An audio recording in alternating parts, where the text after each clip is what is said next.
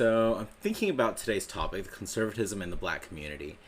And I spent a lot of time researching it. Obviously, I am not black, so I'm not speaking for the audience. However, I do want to try to at least paint some understanding of the content that's on the internet and to try to at least share that knowledge with everyone else, put it in one place, make life easy for you guys. So,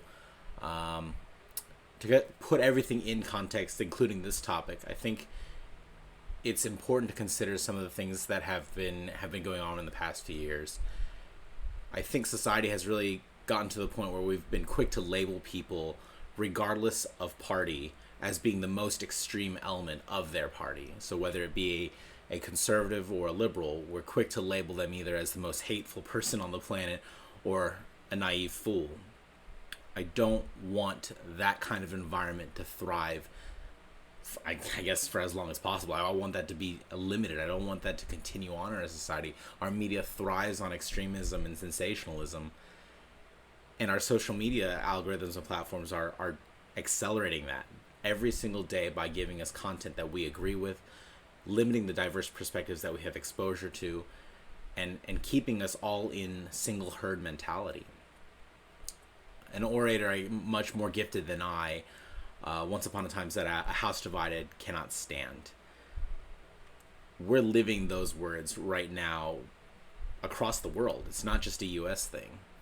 People are being pitted against each other literally in the streets, protest versus counter-protester, and governments across the world are facing increased difficulties in passing meaningful legislation. We're experiencing a world that really focuses on the hate we think that we have for each other, when the reality is that we have failed to understand each other. We fail to understand that segments of our society have to warn their children about their interactions with the police in case they get shot or potentially killed. We fail to understand that there's an entire generation of working Americans that are seeing their livelihoods and their communities getting torn apart and decimated even by globalization, and yet we claim the American dream is alive and well. History is rife with examples of societies collapsing on itself when one group of ideas becomes violent. The U.S. has its own example with the Civil War, with over 850,000 Americans dead, the most deadly conflict in American history.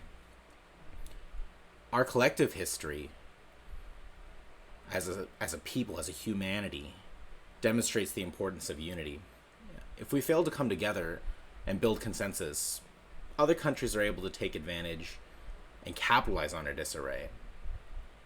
And even today, you already see that in the attacks on our democracy from foreign governments. Twitter and Instagram right now seem to be our substitute for a meaningful dialogue around these issues.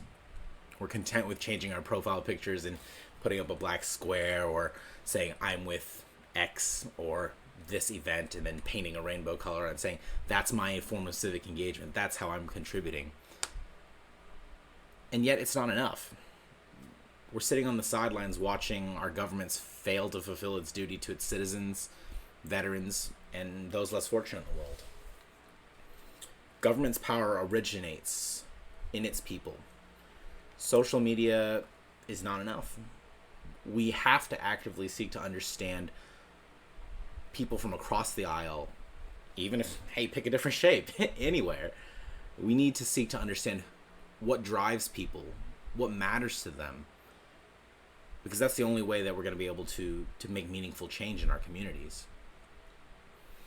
Regardless of whether we agree with them, we need to try, because at the end of the day, this democracy that we have is precious, and it's going to take all of us to make it work.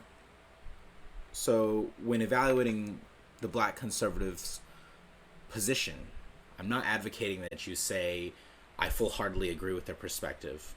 I'm just asking that you understand and take a look at it from another